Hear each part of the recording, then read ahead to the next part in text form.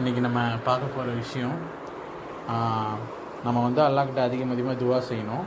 எல்லோரும் துவா செய்யணும்னு நினச்சிட்டு தான் இருக்கோம். நமக்கு ஒரு கஷ்டம் ஏற்படுது. அந்த கஷ்டம் ஏற்பட்டோடனே நம்ம என்ன பண்ணுறோம்? அல்லாஹ்வை நம்புகிறோம், அல்லாஹ்வை சார்ந்திருக்கிறோம், அல்லாஹ்ட்ட சரணடைகிறோம். சொந்த பந்தங்கள் ஒருத்தர் கஷ்டங்களை பரிமாறினப்ப அவங்க நம்மள்ட்ட சொல்கிறாங்க, நாங்கள் உங்களுக்காக துவா செய்கிறோம் கண்டிப்பான்னு சொல்கிறாங்க.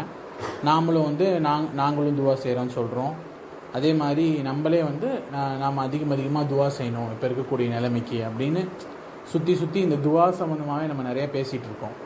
ஆனால் நம்மளுடைய பிஸியான கஷ்டமான இந்த அலுவல்கள் இது பெரும்பாலும் நம்ம உட்காந்து துவா கேட்குறத மறக்கடிச்சிருது, திசை திரும்பிடுறோம். எல்லாரும் உங்களுக்காக நாங்கள் துவா செய்கிறோம், எங்களுக்காக நீங்கள் துவா செய்யுங்க, துவா செய்கிறோன்னு மட்டுமே தான் சொல்லிட்டு இருக்கோமே ஒழிய நம்மளுடைய கஷ்டங்களையும் துன்பங்களையும் அல்லாஹ்கிட்ட போக்குன்னு சொல்லி உட்கார்ந்து 2 நிமிடம் 5 நிமிடம் துவா செய்கிறதுக்கு கூட நமக்கு ஒரு சூழல் அமையலை. பார்த்தீங்களா?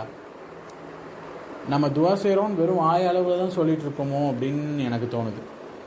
அப்போ இனி வரக்கூடிய காலங்கள்லையாவது நம்ம சரியான முறையில் அல்லாஹ்விடத்தில் எல்லாத்தையுமே சொல்லி துவா செய்கிறது ஒரு ரகம், எதுவுமே சொல்லாமல் என்னுடைய நிலைமையை சரி செஞ்சு வச்சிருன்னு கேட்குறது இன்னொரு ரகம் தான்.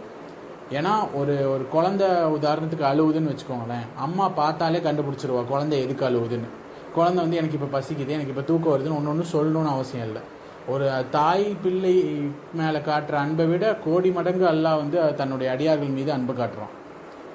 அப்போ ஒரு கட்டத்தில் எதுவுமே நம்மளால் வாய் திறந்து அல்லாஹ்கிட்ட சொல்ல முடியல அப்படின்னாலும் நம்ம முகத்தில் இருக்கிற அந்த சஞ்சலம், அந்த சோகம், அந்த கண்ணீர் அல்லாஹ்கிட்ட புரிய வைக்கும் நம்ம என்ன தான் கேட்க வரோன்னு. அதனால் நம்ம அதிகமாக துவா செய்யணும் அல்லாஹ்கிட்ட.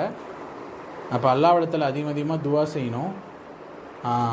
ரெண்டாவது விஷயம், அல்லாஹ்வை சார்ந்து இருக்கணும். அது ரொம்ப ரொம்ப முக்கியமான விஷயம். ஒரு மூமினுக்கு, ஒரு முஸ்லீமுக்கு துவா தான் ஒரு ஆயுதம்னு சொல்லுவாங்க. ஆயுதம்னா என்ன? ஈஸியாக அதை வச்சு ஜெயிச்சிடலாம் வாழ்க்கையில். அது இருந்ததுன்னா நம்மளுடைய குறிக்கோளை அடைஞ்சிடலாம் நம்மளுடைய ஆயுதத்தை வச்சு. அப்போ துவாவை நம்ம வாழ்க்கையில் அதிகமாக கேட்கணும். நம்மளுடைய கஷ்ட நஷ்டங்கள் எல்லாம் தீர்க்கறதுக்காக கேட்கணும். பின்னாடி வர வசந்தமான வாழ்க்கைக்காக துவா கேட்கணும். அதே மாதிரி அல்லாஹ்வை சார்ந்து இருக்கணும். நபிமார்களுக்கெல்லாம் இதை விட கடுமையாக சோதனை வந்துச்சு. இதெல்லாம் ரொம்ப ரொம்ப தூசு சாதாரணம். நபிமார்களுக்கு கொன்றுவேன் மிரட்டினாங்க, குடும்பத்தை கொன்றுவேன் மிரட்டினாங்க. இப்ராஹிம் நபியை ஒரு நெருப்பு பற்ற வச்சு எரிய விட்டு அந்த நெருப்பு தீ பந்தத்தில் போட்டு உன்னை உயிரோடு எரிச்சிருவோன்னு சொன்னாங்க. மூசா நபிக்கு கடல் கிட்ட வரைக்கும் போயிட்டாங்க. பின்னாடி எதிரிகள் ஃபிரௌன் அவனெல்லாம் துரத்திட்டு வந்தான். நம்ம எவ்வளோ வரலாற்றில் கேள்விப்பட்டிருக்கோம். இஸ்மாயில் அலைஹிஸ்ஸலாம் இப்ராஹிம் நபி அறுக்கிறதுக்கு துணிஞ்சாங்க. எல்லாமே கொடும் சோதனைகள். ரசூலுல்லாஹ்க்கு வராத சோதனையா? ஆனால் அவங்க எல்லா சோதனையிலுமே அல்லாஹ் என் கூட இருக்கான், அவன் எனக்கு வழிகாட்டுவான் அப்படின்ற அந்த பாயிண்டில் கடைசி வரைக்கும் இருந்தாங்க.